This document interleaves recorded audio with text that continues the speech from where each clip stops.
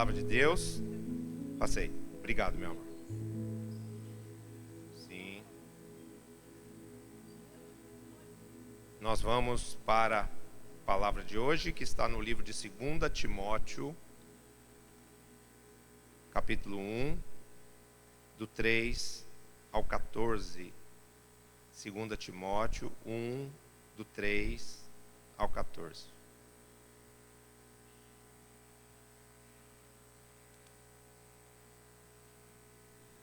Segunda epístola de Paulo a Timóteo, de 3 a 14. Ele diz assim: dou graças a Deus, a quem desde os meus antepassados sirvo com consciência pura, porque sem cessar me lembro de ti nas minhas orações, noite e dia. Lembrado das tuas lágrimas, estou ansioso por ver-te, para que eu transborde de alegria, pela recordação que guardo de tua fé sem fingimento, a mesma que, primeiramente, habitou em tua avó Lóide e em tua mãe Eunice, e estou certo de que também em ti. Por esta razão, pois, te admoesto que reavives o dom de Deus que há em ti pela imposição das minhas mãos. Porque Deus não nos tem dado espírito de covardia, mas de poder, de amor e de moderação. Não te envergonhes, portanto, do testemunho de nosso Senhor, nem do seu encarcerado, que sou eu.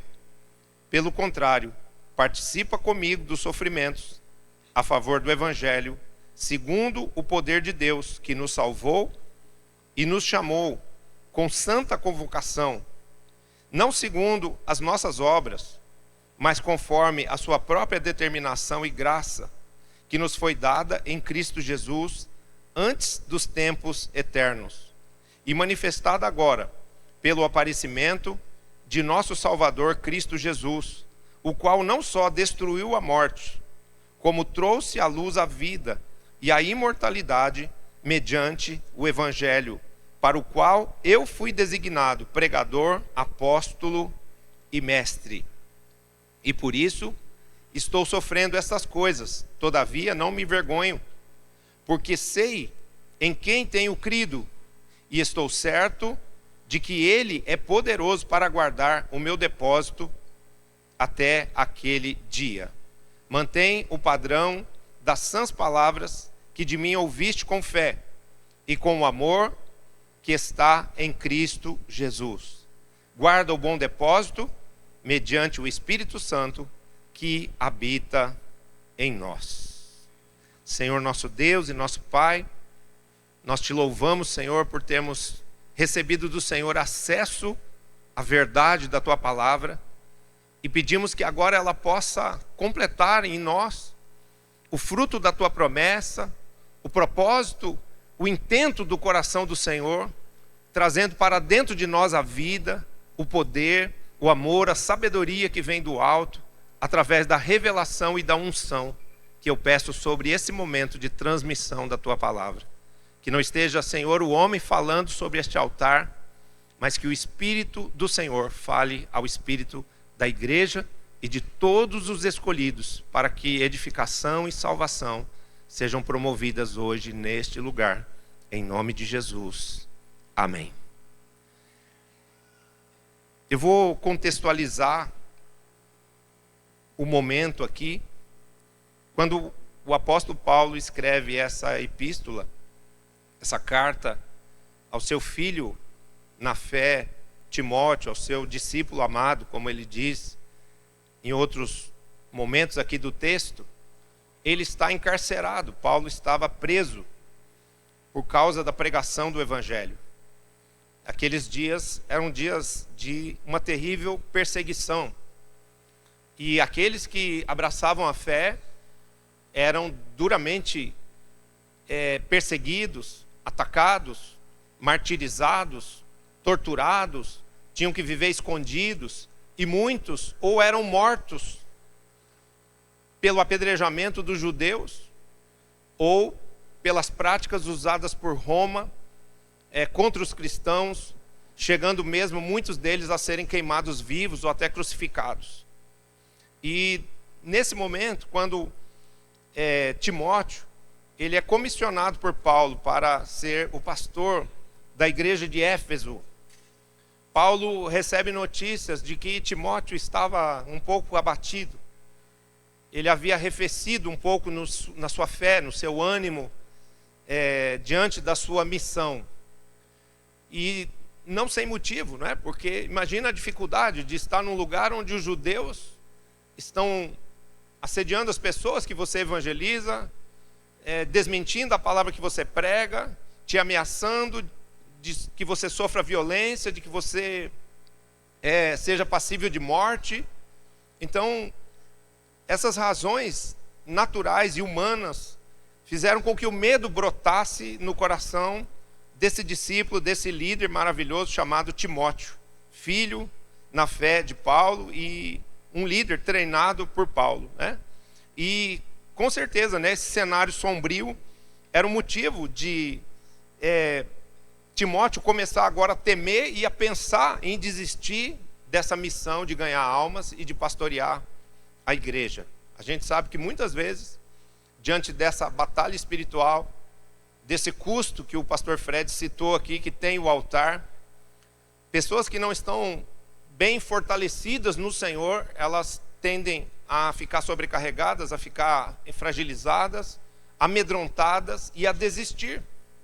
Mas isso não serve só para os embates, as lutas que a gente vive como cristão, na questão ministerial, na questão da nossa missão na igreja. Isso serve também perfeitamente para nós, em áreas da nossa vida onde nós sofremos ataques do diabo, onde o inimigo quer infundir na nossa vida medo para nos fazer desistir. Quantos aqui já não sentiram medo diante de algum desafio pessoal, de algum desafio profissional, de algum aspecto ameaçador dentro do seu relacionamento, do seu casamento, da sua família? Quantos não já pensaram em fugir? Às vezes nós começamos a fugir de enfrentar situações, dando desculpas. Eu não consigo, isso não é para mim, eu não tenho condições de encarar isso, né? E as pessoas nessa hora, elas começam a desistir, a retroceder.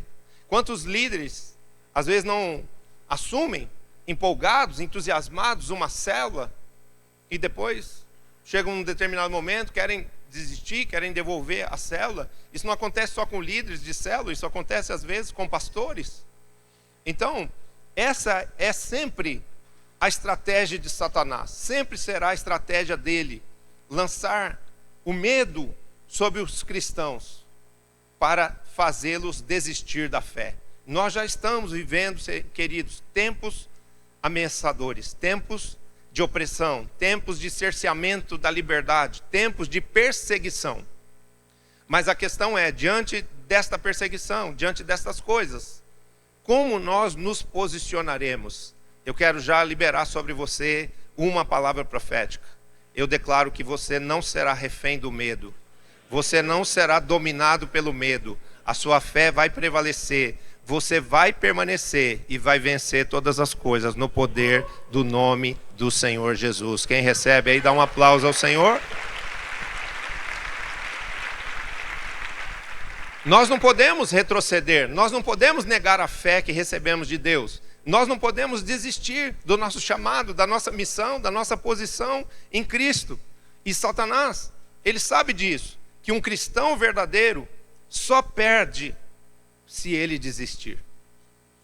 A Bíblia diz que você foi feito por Cristo, através do amor que ele tem por você, através da obra que ele fez na sua vida, te entregando o seu próprio Espírito, o Espírito Santo. Ele te fez mais do que vencedor, por meio daquele que te amou primeiro. Você nem o conhecia, ele já te amava. E ele te amava tanto que ele deu a vida por você numa cruz, ele perdoou os seus pecados, e ele te concedeu o seu próprio Espírito, o Espírito excelente do amor, da sabedoria, do poder de Deus, para que você, nesse mundo, vença todas as coisas. Mas quando é que a gente deixa de vencer? Quando a gente desiste de lutar. Então, Satanás sabe que se você lutar, você o vencerá no poder do nome de Jesus. Mas qual é a tarefa dele? Qual é a estratégia dele sempre? Lançar em você o desânimo, lançar no seu coração o medo. E eu quero dizer para você, você não pode ser um cristão medroso.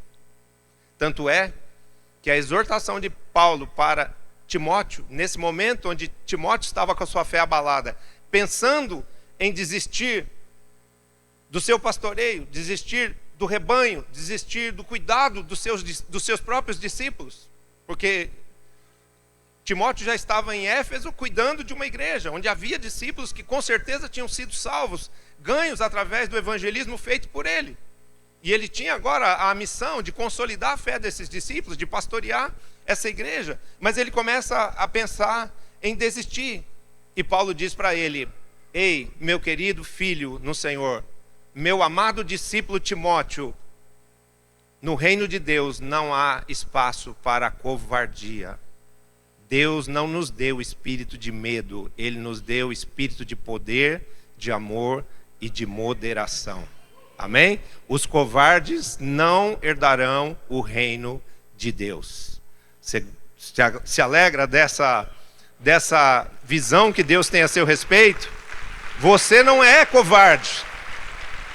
Você não vai fugir dos desafios desta vida. Você não vai retroceder, porque você não é um medroso. Você não é uma pessoa que foi chamada para a covardia, mas você tem à sua disposição o espírito da coragem, o espírito do amor, o espírito do poder, que vai te fazer vencer todas as coisas no poder do nome de Jesus. A gente sabe que esse não é um discurso de motivação, não é um discurso motivacional. Não, isso é uma verdade espiritual. Não é para você ficar animado e, o apóstolo falou que eu sou um vencedor. A Bíblia diz que eu sou um vencedor. Não, você vai ser um vencedor quando você enfrentar as lutas e de fato colocar as circunstâncias debaixo dos seus pés, o diabo debaixo dos seus pés, os inimigos que se levantarem debaixo dos seus pés. A sua vitória não será uma ideia, não será um sonho. A sua vitória é uma realidade no poder que há no nome de Jesus. Quem recebe isso? Dá um aplauso aí ao Senhor.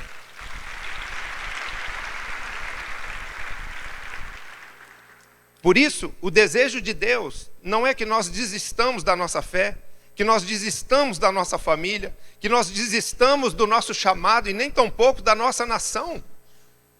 Queridos, nós somos os filhos da luz, nós somos os eleitos de Deus, nós somos os filhos do Eterno, nós somos os príncipes do Senhor, nós somos os ungidos de Deus para mudar a realidade das coisas, das relações, das instituições neste mundo. Então eu preciso usar o poder deste Espírito que Ele me deu, para que todas as coisas sejam alteradas. E não importa qual a luta que você possa estar enfrentando, qual o desafio que você possa estar diante dele. Se você simplesmente, com coragem, com fé, decidir enfrentá-lo, você já é mais do que vencedor nisso.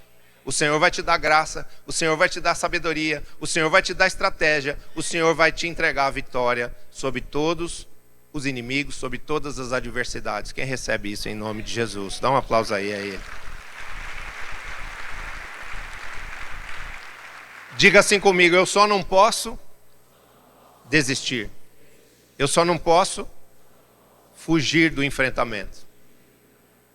O cristão vence quando ele luta. Fala isso. O cristão vence quando ele luta. Se ele desistir, ele já perdeu. Vamos repetir para ficar melhor? O treinamento foi bom. Mas diga assim: o cristão só vence quando ele luta. Se ele desistir, ele já perdeu. Você não pode desistir. Você não pode desistir. Amém? Deus quer que você lute pelo que Ele te deu. Olha o que Ele fala para Timóteo. Timóteo, reavive o dom de Deus que há em ti. Timóteo, Deus te deu um dom. Deus te deu um chamado. Deus te deu o Espírito Santo. E o Espírito que está dentro de você, Timóteo, não é um espírito qualquer, não é um espírito frágil, não é o espírito da derrota, não é o espírito do medo, não é o espírito da covardia, é o espírito de poder, é o espírito de amor, é o espírito de sabedoria, de moderação, para todas as coisas serem transformadas e vencidas através da sua fé. Então nós precisamos ser esses cristãos combativos. Porque muita gente hoje, diante dos desafios, diante das coisas que aparentemente lhes são pesadas, desistem e vão para uma alternativa. Criar filho nesse mundo está muito difícil. Eu não estou dizendo que isso é pensamento de alguém que está aqui, tá? Mas esse é o pensamento que está se estabelecendo no mundo. Criar filho está muito desafiador, eu vou criar um cachorro. Glória a Deus por quem ama cachorro. Eu sou apaixonado por cachorro. Eu acho que lá da minha casa, todos os habitantes daquela residência, eu sou mais apaixonado pela Cacau, a nossa cachorrinha, né? Ela vive atrás de mim, é a minha sombra branca. Ela é um West White branquinho, um Ig branquinho. Ela vive atrás de mim, né? Apaixonada pela mamãe Cláudia também, né? Mas muito meu xodó, assim.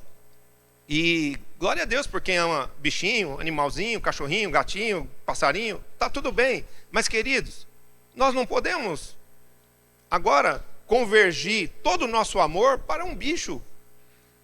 Existem tantas crianças no mundo precisando de um lar, precisando de um pai, de uma mãe. Nós vamos recuar, nós vamos canalizar o nosso amor, o nosso cuidado, o nosso investimento num animal, deixando que o nosso próprio semelhante, que o nosso próximo pereça. Não, se você não pode ter filhos, já foi dado o milagre aqui de que com o Senhor toda mulher estéril vira alegre mãe de filhos. Mas se você não alcançar essa fé, adote uma criança. Você vai ser mãe, você vai ser pai do mesmo jeito. Mas não recue diante de um desafio desse. O seu casamento está com problemas, você vai desistir dele? Eu te garanto. E quem está falando isso é quem tem experiência, porque já viveu e já passou por essas coisas. Se ficar casado é difícil, tem conflitos, tem problemas, tem dificuldades, tem sofrimentos, ficar divorciado é muito pior. Casamento é bênção, divórcio é maldição. É verdade, é verdade.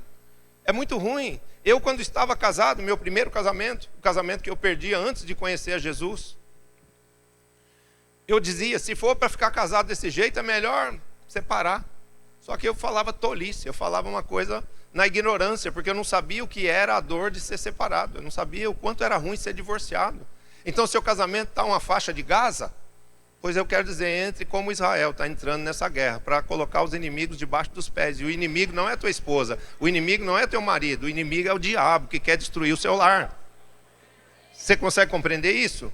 Então, nós precisamos lutar por aquilo que Deus nos deu. Deus nos deu a salvação. Nós precisamos conservar a nossa fé até a vinda de Jesus. Deus nos deu uma família, nós precisamos lutar por ela, com amor, com fé, com sabedoria, com batalha espiritual, com oração. Nós recebemos uma unção, um chamado divino. Eu não vou ceder o meu lugar para um mais corajoso do que eu. Não, eu vou me municiar de coragem diante de Deus, porque a coragem é uma virtude que vem do céu. O espírito que Deus nos dá é um espírito de coragem. Imagine os soldados de Israel, a coragem que eles precisam para entrar naqueles túneis do Hamas. O que eles vão encontrar dentro daqueles túneis? Uma explosão, um gás letal que vai matá-los a todos, uma bomba que vai destruí-los quando eles estiverem todos dentro daquele túnel. Então, diante de determinados conflitos, guerras, inimigos, precisamos ter coragem. E nós precisamos ser essa geração de cristãos verdadeiros. Não de cristãos que recuam diante da perseguição, que não encaram os desafios, que não se prestam com coragem a lutar pela causa da igreja. Muitas pessoas, a vida delas é vazia porque elas não têm uma causa. Elas não lutam por nada, mal lutam pela sua própria sobrevivência. Por isso elas vivem de forma tão rasa, tão medíocre, tão sem conquistas, tão sem emoções, sem alegrias. Quem tem uma causa, quem luta por algo ou por alguém, esse tem no seu espírito satisfação, porque ele está realizando a vontade de Deus. Amar é lutar por algo, é lutar por alguém, é ter uma causa na vida, é ter uma missão. Isso dá sentido à nossa vida, amém? Então, nós precisamos entender que Deus nos fez invencíveis pelo poder do seu Espírito que habita em nós. E esse Espírito não é, como eu disse, um espírito de covardia, não é um espírito derrotado, não é um espírito frágil, mas é um espírito de poder, é um espírito de amor, é um espírito de moderação. Poder é o resultado da nossa fé em Deus. Toda vez que você depositar a sua fé em Jesus, toda vez que você entregar as suas próprias lutas, as suas próprias guerras a Deus, diante dos perigos, dos desafios que isso representa, você vai ver o poder de Deus agindo em seu favor. Gideão tinha um exército lá com 300 homens e tinha que lutar com uma multidão de milhares de midianitas, um povo numeroso como gafanhotos, diz a palavra. Mas a quem Gideão tinha? Ele tinha o Senhor com ele. Então Gideão clamava a Deus, Gideão encarava a batalha, Gideão ouvia a voz de Deus e sentia a presença de Deus com ele. E durante a noite, Deus punha confusão no arraial do inimigo. Por causa da fé de Gideão no Senhor, por causa da confiança dos 300 homens que estavam com Gideão no Senhor, o Senhor manifestava o seu poder sobrenatural. E aqueles inimigos começavam a se matar uns aos outros, e um exército de milhares de pessoas, como gafanhotos, amanhecia todo dizimado, todo morto. Por quê? Porque o poder de Deus veio para fazer Gideão vencer os seus inimigos. A mesma coisa aconteceu com Moisés. De um lado a montanha, de outro lado a montanha, à frente o mar e atrás o quê? Faraó vociferando, Faraó com seus cavalarianos, dizendo: vamos matar esse povo que fugiu do nosso controle, que cruzou as linhas do nosso domínio.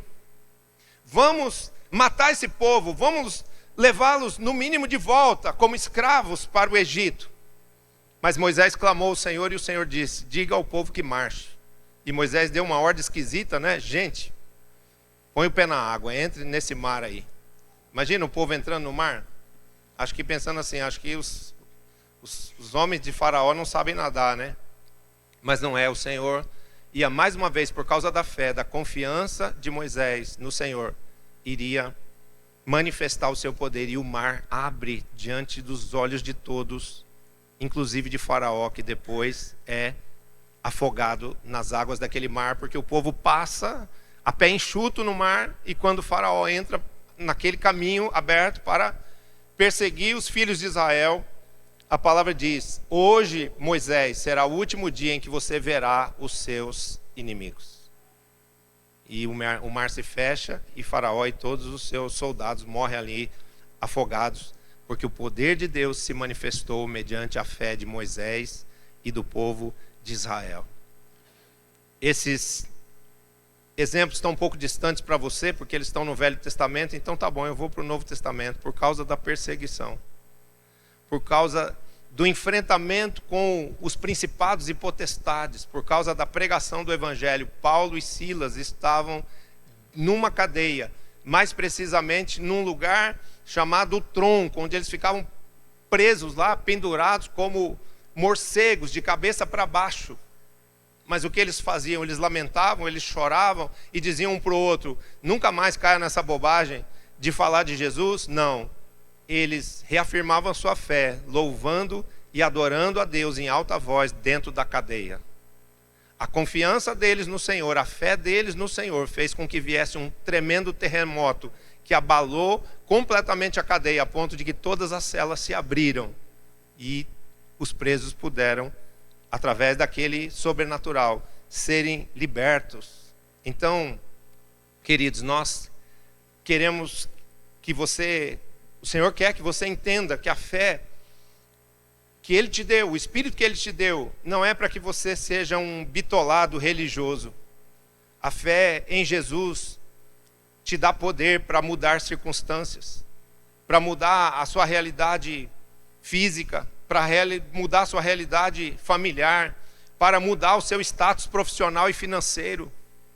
Deus quer que você seja feliz, como já foi dito na palavra dos dízimos e ofertas.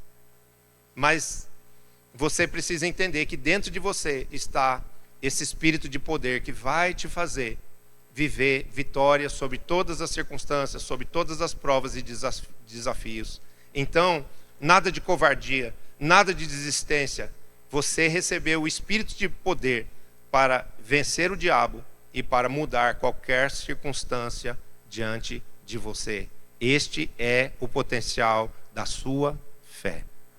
Não é uma fé que Deus vai te dar, é a fé que Ele já te deu. Essa fé está diante de você, mas você precisa usá-la quando as lutas aparecerem, quando os inimigos aparecerem. Lute, porque você, no poder da fé, vai vencer. Você crê nisso? Então dá um aplauso ao Senhor, diga amém.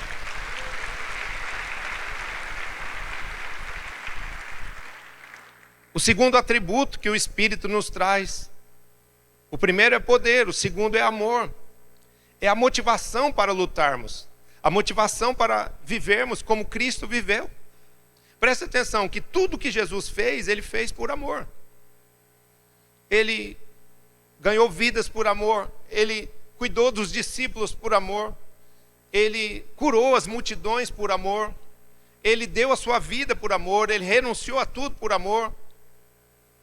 Então, se nós somos cristãos, e isso é uma replicação de quem é Cristo, porque ser um cristão representa ser um pequeno Cristo neste mundo, eu preciso viver sob o princípio da motivação correta para estar neste mundo. E o princípio verdadeiro de um cristão neste mundo é viver em amor. O mínimo que se espera de um cristão é que ele aprenda a amar. Amém? Amar a Deus, amar a si mesmo, amor próprio, o que às vezes as pessoas perdem, porque param de cuidar de si mesmos, param de cuidar da alma, param de cuidar do corpo, param de cuidar da saúde, se entregam ao abandono, e isso não agrada a Deus. Então, nós precisamos ter amor próprio, amando a Deus, amando a nós mesmos, e sendo assim capacitados para amar também o próximo. Então, por que eu devo lutar pela minha fé? Resposta: por amor a Deus e a minha própria vida. Se você não lutar pela sua fé e perder a sua fé, você perdeu também a sua salvação. Quantos a gente não vê aí voltando para o mundo e aí fica torcendo: Senhor, tomara que o Senhor tenha misericórdia, porque o cara voltou ao pecado e ficou pior do que ele estava antes. Bom, mas pelo menos a salvação, acho que Deus vai ter misericórdia dele e vai ser salvo na hora da morte, né? E a gente fica nessa dúvida, que a gente só vai tirar o dia que a gente chegar lá no céu, na presença de Deus, né? Então, por que lutar pela sua fé? Por amor a Jesus, que deu a vida para que você tivesse essa fé. Então, essa fé vale alguma coisa, luta por ela, conserva ela. Deixa de desânimo, deixa de preguiça, levanta cedo e vem para o culto, levanta cedo e vem orar. Cuida da sua fé, fortalece a sua fé. Porque a fé é igual ao músculo. O músculo, se você for para a academia e treinar ele, vai ficar fortalecido. Mas se você puser ele numa tipóia e ficar com o braço parado 3 meses, o seu braço vai ficar só o osso e a pele. O músculo desaparece. Então a nossa fé precisa ser cuidada. Nós precisamos lutar pela conservação da nossa fé. O que estava acontecendo com Timóteo? Ele estava começando a perder a fé. E ele, quando começou a perder a fé, começou também a perder a noção de que ele precisava ter amor por aquilo que Deus entregou a ele. O que era? A missão dele, a igreja que ele pastoreava. Ele pensava em deixar o trabalho ministerial. Por que lutar pelo meu casamento? Por amor à minha família. A família que Deus nos deu. Amém? Querido, entenda uma coisa. A sua família, na visão divina, nunca foi e nunca será uma maldição. A sua família sempre será uma bênção na sua vida. Um presente que Deus te deu. Então não pense em se separar dela, não pense em dividi-la, não pense em abandoná-la. Por quê? Porque mesmo que existam problemas, se você encarar essa luta de transformar a sua família numa família cristã, numa família abençoada, numa família onde existe amor, unidade, paz e prazer, isso vai acontecer no poder do nome de Jesus. Quantos lares, quantas famílias que o marido falou assim na minha frente, no gabinete pastoral: eu não quero mais ver sua cara. E a mulher, e eu nem a sua. Um desgaste total. As pessoas se odiando. A mágoa reinando. O diabo tripudiando, destruindo um casal, uma família. Mas quando Deus opera, vem o quê? Vem o perdão. Vem o renovo do amor. Vem a força para ser paciente mais um pouco, para lutar por aquilo que é bom. Vem um pensamento que envolve não só o que eu preciso, o que eu quero, o que eu sonho, mas eu tenho uma visão do todo, porque Deus nos dá essa visão do todo. A bênção de Deus não é para mim, a bênção de Deus é para o maior número de pessoas possíveis. Uma coisa vem de Deus quando abençoa todo mundo. Você vai fazer um negócio que só tem vantagem para o cara que está te vendendo, ou para a pessoa que está negociando com você, isso não vem de Deus. Desiste desse negócio, sai fora. Porque uma coisa que é abençoada por Deus, ela vai ser abençoadora para outra pessoa e vai ser abençoadora para você também. Vai ter vantagens para ele, vai ter vantagens para você. E você vai sentir paz nessa aliança. Então, quando vem esse espírito restaurador, esse espírito que muda personalidades, que muda comportamentos, que muda pessoas, que muda relacionamentos, que muda casamentos, esse espírito faz a gente ver o todo e vai falar assim, não vamos separar. Porque pelo menos isso vai fazer bem para a alma dos nossos filhos. A gente para de ser egoísta. A gente para de pensar só na gente, a gente começa a pensar no todo. Espera aí, vamos olhar para trás. Tudo que a gente construiu só tem coisa ruim? Não, tem coisa boa também.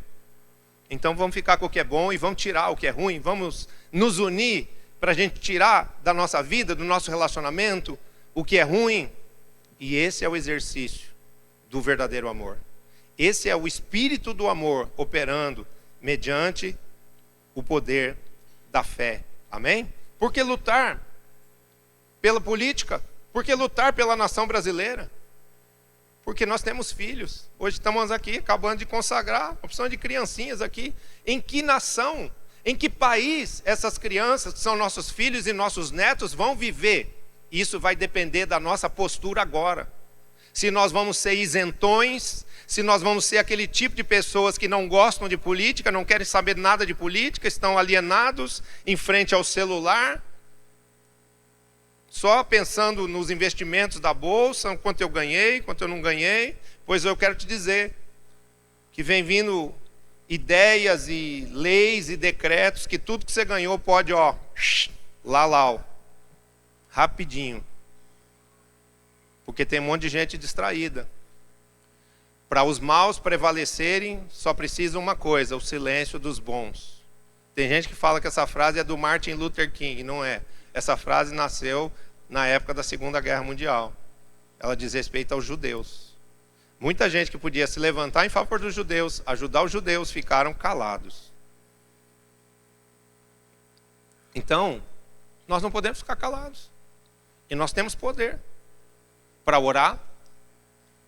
E esse poder vai se manifestar e vai atrair a glória de Deus sobre a nossa nação.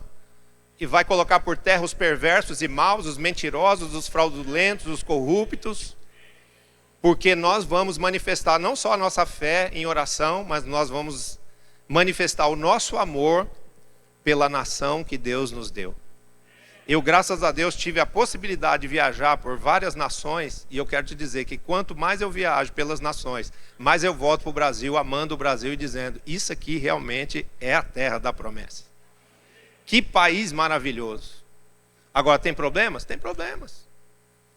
E nós vamos deixar os problemas sem solução? Nós vamos deixar o diabo tomar conta do nosso país? O diabo nos convencer a mudarmos para os Estados Unidos, o que muitos já têm feito, fugido do país, indo embora para outros lugares, para a Europa? Não, nós vamos lutar e nós vamos tomar a nossa terra, porque foi a terra que Deus nos deu para o poder do Espírito Santo. Deus vai derramar sobre o Brasil o poder do seu Espírito. E essa nação vai ser transformada de baixo para cima. Porque um povo corajoso, um povo que luta com as armas certas, vai tomar o poder nesta nação, em nome de Jesus. Quem concorda com isso, dá mais um aplauso ao Senhor aí.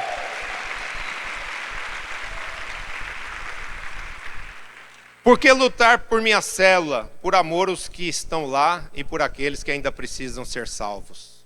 Você sabia que hoje tem mais gente fora da igreja do que dentro da igreja? Então, nós precisamos trabalhar para trazer as pessoas para dentro da igreja. E uma tremenda estratégia é a sua célula.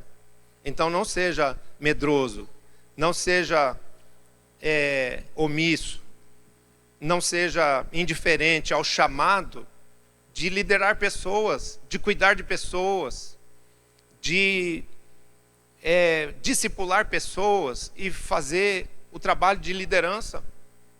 Esse é um chamado de Deus. E você não precisa ter medo de não ser suficiente, de não ser capaz. Se você simplesmente disser sim para Deus diante do chamado e se submeter ao treinamento, o Espírito de Deus vai te capacitar.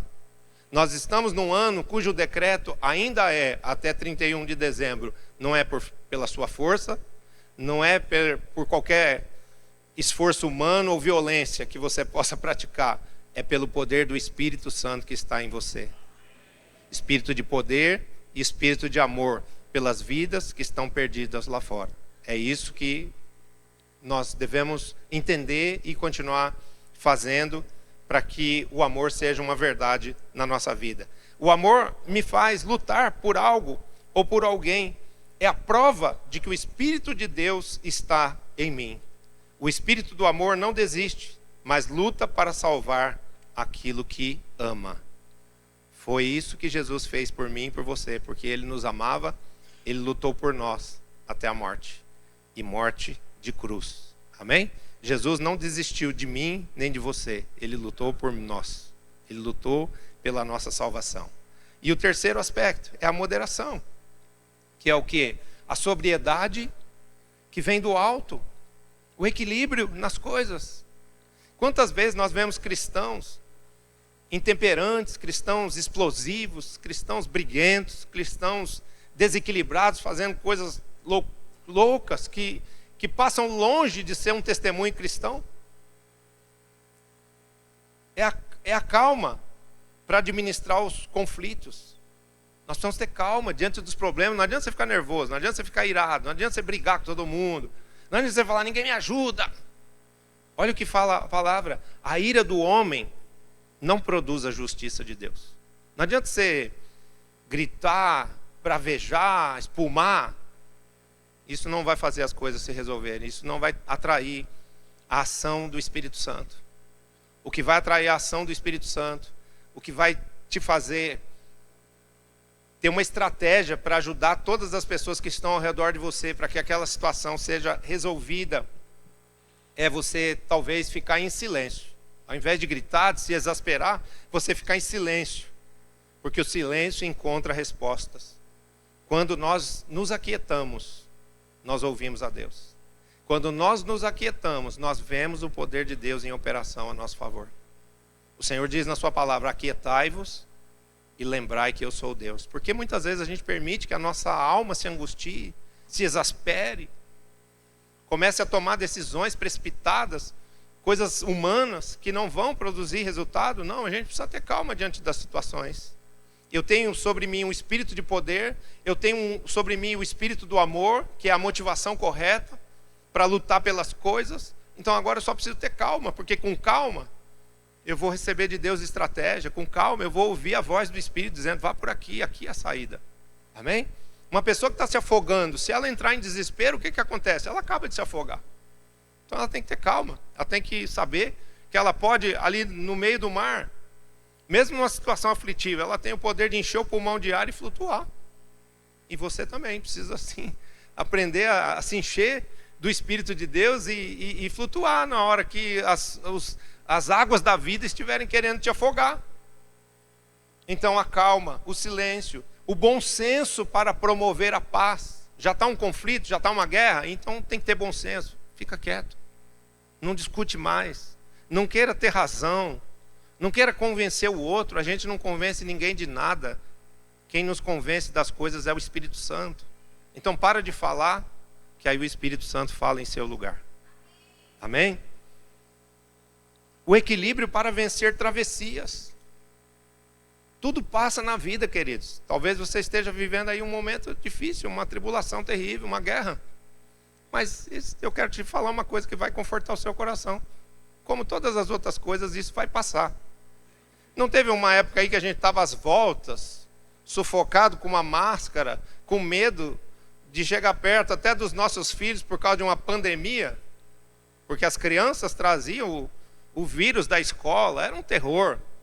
Tinha gente que brigava comigo: apóstolo, eu não quero meu familiar aí nessa oração das 6. Quando vocês oram, os perdigotos contaminam todo mundo. Eu vou processar essa igreja. Mas o que aconteceu com a pandemia? Fala comigo, passou. Jesus permitiu, cumpriu o propósito. Acho que muitos aprenderam muitas coisas. Muitos nesse momento foram salvos, outros foram levados para o céu. Outros tiveram um aprendizado, uma experiência com Deus, mas passou. Então quero te dizer também, essa luta que você está vivendo hoje vai passar em nome de Jesus. E enquanto ela estiver ainda em curso, se firme sobre a rocha que é o Senhor. Está uma guerra, está uma batalha, está uma luta, está uma prova, está uma tribulação. O melhor lugar para você se firmar é sobre a palavra. O melhor lugar para você renovar suas forças é a presença de Deus. Então não deixe a luta, a prova, a tribulação te tirar daqui. Amém? É o domínio para acalmar tempestades. Aquele que acalma as tempestades, que diz: tempestade, emudece. Mar, acalma-te. Ele mora dentro de você. Então você tem poder para dizer para as circunstâncias da sua vida: cala-te, acalma-te, muda, em nome de Jesus. E isso vai atrair o poder de Deus. E também a última coisa, a constância para permanecer. Porque quantas pessoas, por um espírito de amor, de paixão, constroem coisas, pelo poder da fé, fazem conquistas, mas depois, por falta de moderação, de equilíbrio, de sabedoria, põem tudo a perder. Então, olha o que diz Mateus 5,5: os mansos herdarão a terra. Entenda uma coisa: existe um Deus todo-poderoso, que tem o poder sobre todas as circunstâncias da nossa vida, que nos ama, que vela por nós e que vai agir em favor dos seus amados. Nossa vitória no reino de Deus não é sobre como começamos, mas sim como vamos terminar. Então nós precisamos de constância. Nós precisamos desse equilíbrio, de não mudarmos de ideia por qualquer coisa, de não desistirmos por qualquer coisa, de não tomarmos outra rota por qualquer coisa. Seja fiel ao chamado de Deus, seja fiel à palavra de Deus, permaneça constantemente na fé, e você vai ver a vitória trazida pelo Senhor coroar a sua cabeça. Não deixe que Satanás roube o que Deus te deu. Lute por aquilo que é seu, enfrente as circunstâncias e vença todos os seus inimigos no poder do nome de Jesus. Quem recebe isso? Dá um aplauso ao Senhor. Eu quero fazer um convite para as pessoas que estão aqui hoje pela primeira vez, dizendo para que esse espírito de poder, de amor e de equilíbrio venha governar a nossa vida, venha governar a nossa alma, venha mudar as circunstâncias no entorno da nossa vida. Primeiro ele acalma as tempestades dentro de nós, ele nos traz a paz. Mas também ele vai mudar as circunstâncias, porque ele não quer que você viva sobrecarregado, angustiado, ansioso, lutando e se sentindo derrotado. O Senhor quer te dar paz, o Senhor quer te entregar a vitória sobre todas as dificuldades. Mas para isso você precisa fazer uma coisa que a Bíblia instrui. Você precisa depositar a sua fé em Jesus Cristo, o Filho do Deus vivo. Jesus diz na sua palavra: tende fé em Deus e também em mim. Na casa do meu Pai há muitas moradas. Se assim não fosse, eu avisaria vocês, eu diria para vocês. porque o meu amor por vocês é sincero. E o que eu tenho para vocês é o melhor. Então, Jesus diz: tenha fé em Deus. Mas Deus tem um nome. Deus tem um filho que Ele enviou à terra para que nós nos identificássemos com Ele, para que Ele se tornasse o elo de ligação, o mediador de uma nova aliança feita com Deus, entre os homens e o Senhor. E o nome desse filho é Jesus Cristo. A palavra de Deus diz: e a vida eterna é esta, que conheçam a Ti, o Deus vivo e verdadeiro, e ao Seu Filho Jesus Cristo, a quem enviaste. Então, quando nós depositamos a nossa fé em Jesus, nós acessamos o trono de Deus. Nós passamos a saber quem é Deus. E o Espírito de Deus vem até nós trazer amor, trazer poder e trazer equilíbrio para a nossa vida. E a partir de então, a nossa vida começa a ser transformada e transformada para melhor. Só que o propósito de Deus não é só nos dar uma vida feliz aqui na terra, é nos dar uma vida eterna no céu. E esse é o maior anelo da alma humana. Ter a certeza de que ele não vai acabar, que ele não vai deixar de existir. E a promessa que só Jesus faz é a salvação eterna. A salvação que é dada àqueles que depositam a fé nele. Amém?